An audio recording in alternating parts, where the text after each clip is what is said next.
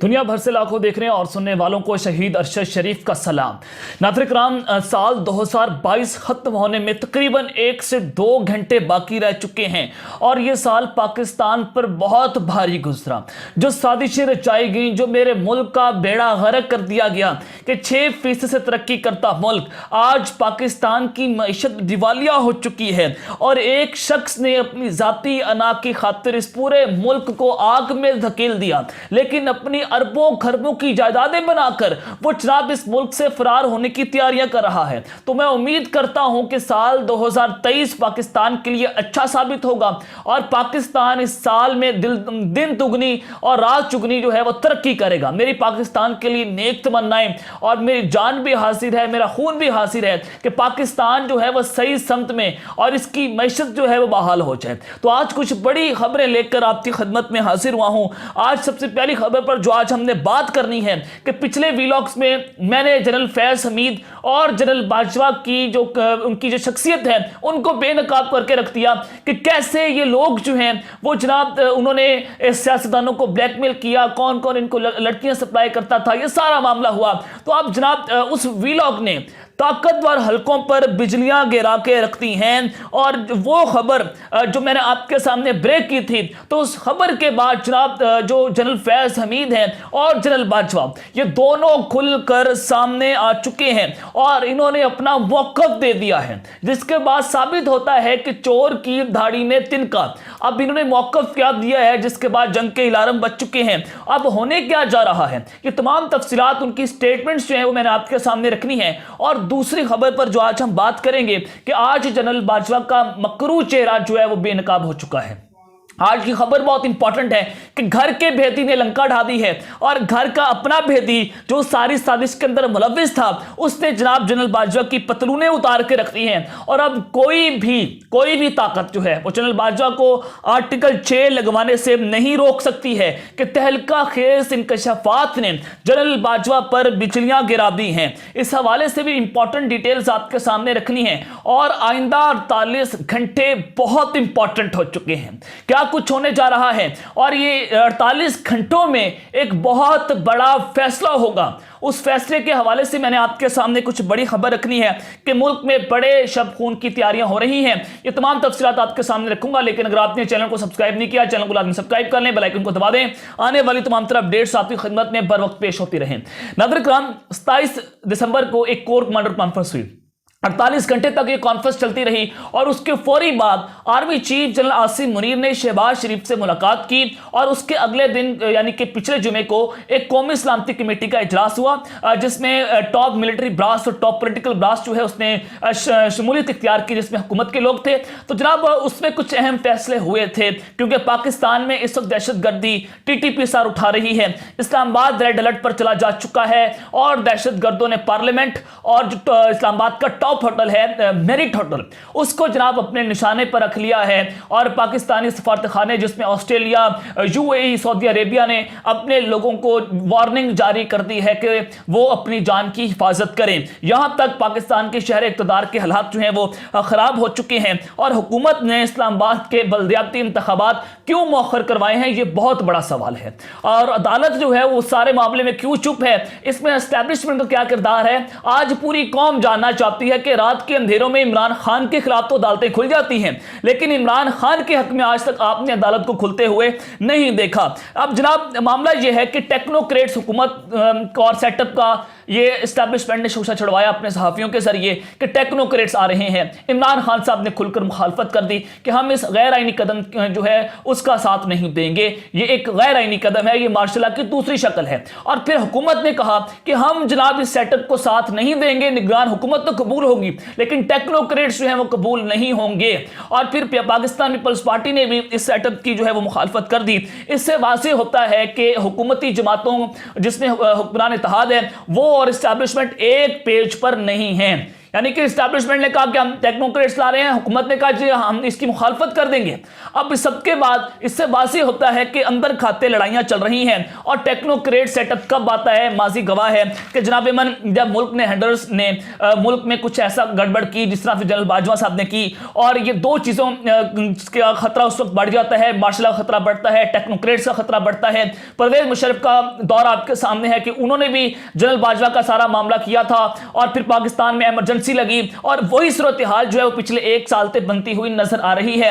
और अब IMF ने इस हुकूमत के साथ डील करने से इनकार कर दिया है और कहा जा रहा है कि हम नई टेक्नोक्रेट हुकूमत के साथ डील करेंगे। तो अब इस्टेब्लिशमेंट IMF को खुश करने के लिए, अमेरिका से डॉलर्स लेने के लिए वो जनाब 2 साल के लिए टेक्नोक्रेट्स हुकूमत को लाने की तैयारियां कर रहे हैं।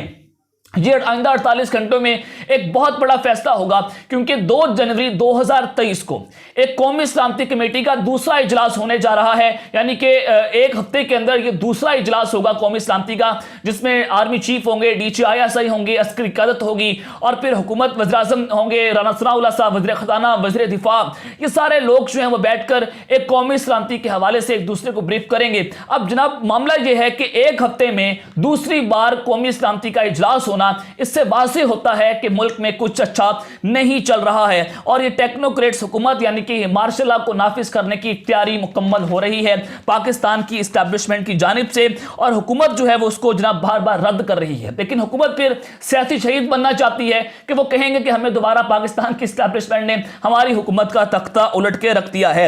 अब जनाब ये इससे वाज़ेह हो रहा है कि GHQ में गैर मामूली हो रहा है। GHQ ने हफीज शेख और हफीज पाशा साहब से मुलाकात की, वो दोनों टेक्नोक्रेट्स हैं और इनको वज़ीर-ए-आज़म और डिप्टी वज़ीर-ए-आज़म बनाने की तैयारियां हो रही हैं पाकिस्तान की मिलिट्री एस्टैब्लिशमेंट की जानिब से।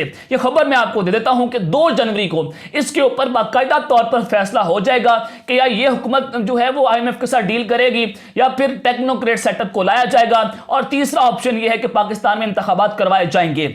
अब ये इम्कान है कि खान साहब जो है वो कौमी असम्बली में दोबारा वापस आ जाएं और फरवरी में इमरान खान साहब असम्बलियां तहलील कर देंगे और फरवरी में असम्बलियां तहलील करके ये रमज़ान के बाद मई में इलेक्शंस हो जाएंगे। ये इस वक्त पाकिस्तान की इस्टेब्लिशमेंट और इमरान खान के दरमियान बैकडोर्स के ऊपर कुछ मामला तय हो रहे हैं। अब जनाब आज जो जनरल बाजवा साहब का मकरू चेहरा है वो आज पूरी कौम के सामने बेनकाब हो चुका है और इनको उल्टा लटकाने का हुक्म जारी हुआ है। जरा मैं आपके सामने वो इंपॉर्टेंट डिटेल्स रख देता हूं। देखिए, इमरान खान साहब ने इल्जाम लगाया था कि एक आदमी, सिर्फ एक आदमी जिसने इस पूरे मुल्क को तबाह बर्बाद करके रख दिया, उसने रजीम चेंज ऑपरेशन किया, इसी एक आदमी ने अरशद शरीफ को कत्ल किया, इसी एक आदमी ने इमरान खान पर कातिलाना हमला किया, इसी एक आदमी ने पाकिस्तान की मईशत को दिवालिया कर दिया। और वो एक आदमी कहता था कि हम तो न्यूट्रल हो चुके हैं, और फिर उसी न्यूट्रल ने DGI से इमरान खान के खिलाफ प्रेस कॉन्फ्रेंस करवाई और उसके जो है वो माथे पर पसीना आया हुआ था, और इसी न्यूट्रल ने फिर DGI से इमरान खान के खिलाफ प्रेस कॉन्फ्रेंस करवाई और उनसे इमरान खान के खिलाफ स्टेटमेंट्स दिलवाई जाती थी तवातुर के साथ।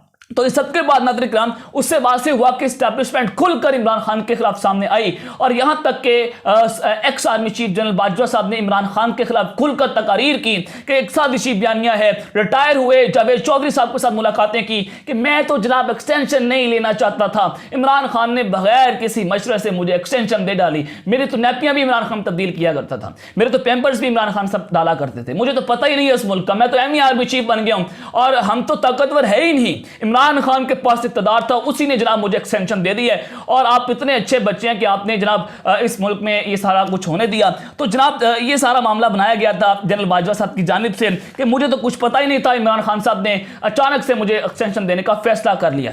लेकिन अब घर के बेदी ने लंका ढा दी है, और घर के बेदी ने ऐसी लंका ढाई है कि जनरल बाजवा साहब को निकलने की जगह नहीं मिल रही।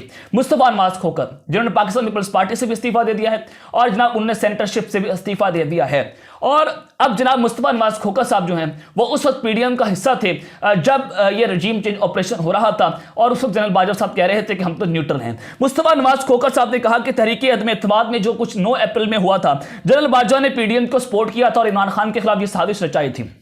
यहां पर जनरल बाजवा का ये झूठ पकड़ा गया है, और एक ऐसा झूठ कि घर के बेदी ने लंका ढा दी है कि उस वक्त वो सारे PDM का हिस्सा था, उसको ये इंफॉर्मेशन मिल रही थी और वो बिलावल भुट्टो के तर्जुमान थे। तो जनाब यहां पर वाज़ेह होता है कि उन्होंने कहा कि जनरल बाजवा ने तहरीक-ए-इत्तेमाद कामयाब करवाई और इमरान खान साहब का तख्ता उल्टा। और उन्होंने मजीद कहा कि जनरल बाजवा खुद एक्सटेंशन लेना चाहते थे, वो उसके ख्वाहिशमंद थे, लेकिन जनरल बाजवा साहब को कहते थे कि मैं तो एक्सटेंशन लेने का ख्वाहिशमंद नहीं था। और मुस्तफा नवाज खोकर मजीद कहते हैं कि सिर्फ 12 मिनट में जनरल बाजवा ने हमसे ये पार्लियामेंट में कानून साजी करवाई थी कि मुझे एक्सटेंशन दी जाए, और फिर तमाम जमातों ने इसके ऊपर जनाब मुखालफत के बायस भी जनरल बाजवा की एक्सटेंशन को वोट दिया था। तो ये साजिश रचाई गई थी। और यहां पर जनरल बाजवा साहब के हवाले से अगर अदालतें जो हैं वो न्यूट्रलिटी को छोड़ दें और अदालतें रूल ऑफ लॉ के लिए जनाब अपना फैसला करें, तो अरशद शरीफ कातलों के अंदर इनको ये नामजद हो रहे हैं, रजीम चेंज ऑपरेशन हुआ है। ये आर्टिकल 6 जो परवेज मुशर्रफ को सजा सुनाई गई थी कि डी चौक में इनकी लाश को उल्टा लटकाया जाएगा, तो यही सजाएं इनकी जानिब बढ़ती हुई नजर आ रही हैं। और जो नईम लोधी साहब जो हैं जनरल जो रिटायर्ड, वो कहते हैं कि जनरल बाजवा को मुल्क छोड़ देना चाहिए, और ये मुल्क की लेगेसी जो छोड़कर गए हैं जनाब, इनको मुल्क छोड़कर यहां से गुमनामी की जिंदगी में जाना चाहिए। और जनरल मुस्तफा खान कहते हैं कि जनरल बाजवा साहब को निशान इबरत बनाना चाहिए, इनको फांसी होनी चाहिए, और ताकि कोई ऐसा बाजवा पैदा ना हो जिसने इस पूरे मुल्क को रजीम चेंज की साजिश के बाद तबाह बर्बाद कर दिया। यहां तक के हालात जो हैं वो चले जा चुके हैं। तो जनरल बाजवा साहब को किसी भी वक्त इनका कोर्ट मार्शल और $532 मिलियन की जो जनरल आसिम मुनीर ने जनरल बाजवा के खिलाफ अंदर खाते जो है वो इनके खिलाफ कार्रवाई का हुक्म दिया हुआ है, जो पाक अफगान बॉर्डर के ऊपर पैसा लगा, उसमें करप्शन और उसमें घपले सामने आए हैं। तो उसमें ये सारी चीजें जब सामने खुलकर आएंगी तो जनरल बाजवा साहब के लिए एक बहुत बड़ा और मुश्किल इम्तिहान खड़ा हो चुका है। और इमरान खान को 7 चीजें ऐसी पता हैं, अगर उन्होंने मीडिया को बता दी तो ऐसा पाकिस्तान में तूफान खड़ा हो जाएगा कि आइंदा आने वाली नस्लें जो है वो पाकिस्तान में याद रखेंगी कि इमरान खान ने इस शख्स को निशाने इबरत बना दिया था। अब जनाब आ जाए कि जो जनरल फैज हमीद और जनरल बाजवा साहब का मौकफ सामने आ चुका है, और ये दोनों जो है वो खुलकर सामने आ चुके हैं। देखिए, मैंने पिछले व्लॉग्स में आपको बहुत बड़ी खबरें दी कि मेजर अरसलान जो कि मिलिट्री एडीसी थे जनरल फैज के, फिर इमरान खान साहब के बने, और फिर शहबाज शरीफ साहब के भी मिलिट्री एडीसी रहे। तो जनाब अब इनके जरिए, क्योंकि ये आईएसआई की कस्टडी में है, इनको गिरफ्तार किया गया है, कि इनको पर इल्जाम है कि इन्होंने जितने भी प्राइम मिनिस्टर ऑफिस की रिकॉर्डिंग्स हुई, जो ऑडियो लीक्स हुई, वो इन्होंने की थी और पूरे प्राइम मिनिस्टर ऑफिस को बक किया था। और इन्होंने इतराफ़ जुर्म किया कि जनरल फैज हमीद जो है उनसे ये सारा काम करवाया करते थे।